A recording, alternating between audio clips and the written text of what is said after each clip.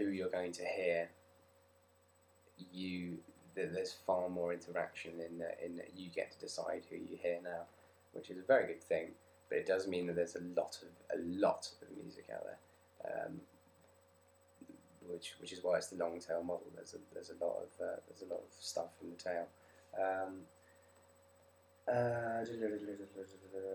Michael Jackson releases Thriller in 1980s, early 1980s, and that was the most expensive music video written to date, and became a massive internationally selling album.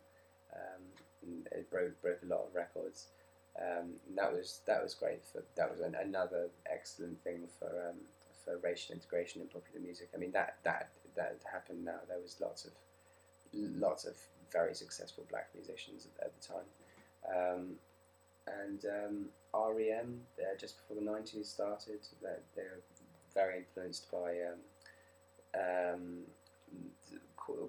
they had quite classical influences. I haven't really touched on classical stuff. REM had very classical influences, but mixed with rock and roll. So that was they were, along with Queen. Actually, Queen are another one that's worth mentioning with very classical influences. They used opera in Bohemian Rhapsody, operatic singing techniques, and very interesting progressive stuff happening with Queen.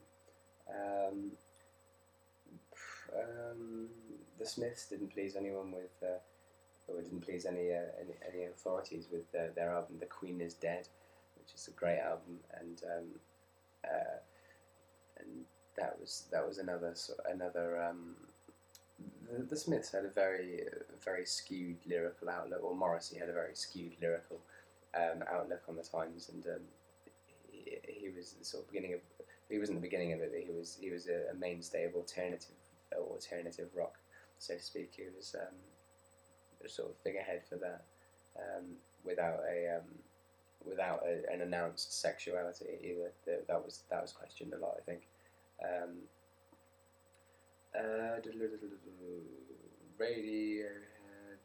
Radiohead towards mid to late 90s. Radiohead have been were and continue to be a really good progressive movement. Not that their music isn't really progressive rock, I suppose. It was straight up rock and roll, and now it's I don't know whether to call it progressive rock or not, but it's certainly something vaguely new, or certainly something interesting. Anyway. Mid 1980s was the first Apple personal computer, and that was the beginning of home recording and stuff. I mean, home recording started with electronic music, which is why at the same time as that, lots of house was happening, because people had computers at home. You wouldn't really go into a studio and sit down and make a house tune, but you could do it at home, and so lots of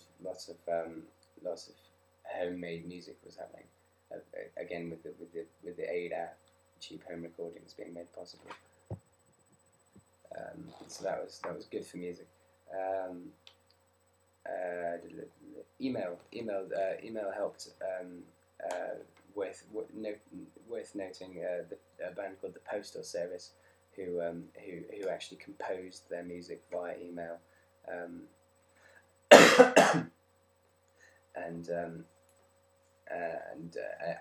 the actual postal service itself. They used email and the postal service, and that was skipping on from that. Take That, the Spice Girls, the sort of beginning of manufactured pop, which is not interesting at all, but is worth mentioning because it had a lot of fans, mainly young girls, but at least they were writing their own lyrics. Spice Girls, they're still a very manufactured image group, but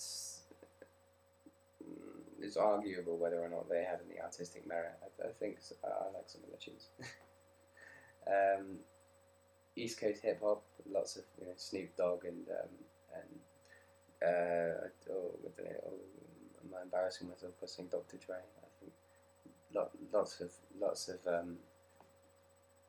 hip hop was great actually because and still is great. It has lots of anti-establishment stuff in it, which is very important in music. It's always good to be anti-establishment in music. So hip hop is really is really folk, I suppose. I mean, that's the closest lyrically. That's the closest it gets to it. I mean, or at least the early stuff was, and then it's sort of now it's evolved into. I don't know if evolved is the right word, but it's probably one of the most materialistic of genres now, in the mainstream, very materialistic and very I have this and you don't sort of philosophy around hip hop these days. Anyway, indie music, indie bands like the Arctic Monkeys, Franz Ferdinand, Kaiser Chiefs. That all started with, that wouldn't have happened without cheap home recordings being possible, and that was and they in the indie sound is a sort of twangy guitars, twangy electric guitars, and cheap drum sets, cheaply recorded stuff, and obviously they became very rich very quickly, and suddenly didn't sound so indie. George Bush Jr.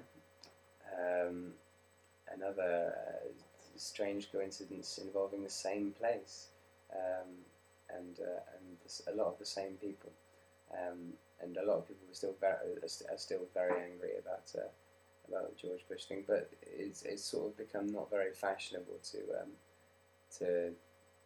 or maybe I'm just being stupid, but it doesn't seem like there's.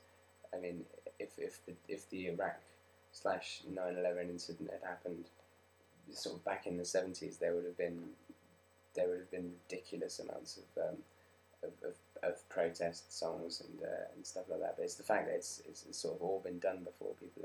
People are reserved about doing that sort of thing again, because as soon as you pick up an acoustic guitar and start singing about something bad that's happened, someone in the audience will shout out, "Stop trying to be Bob Dylan," which is a bad thing, definitely a bad thing, because protest music should definitely always have a place in music. Strangely enough, there doesn't seem to be much protest music these days. Whether that's because it doesn't seem fashionable, or it's because major record labels are very good at deciding what you get to release, or I don't know. Maybe, I mean, I haven't heard any straight up references to the obvious atrocities that were committed by certain governments these days. It certainly would have been mentioned back then. Maybe the machines just got a bit more efficient. I suppose it is their job. I digress. Yeah. That's essentially it. Yeah. Amy Winehouse, lots of jazz. Amy Winehouse takes her influences from lots of jazz. She's a jazz singer.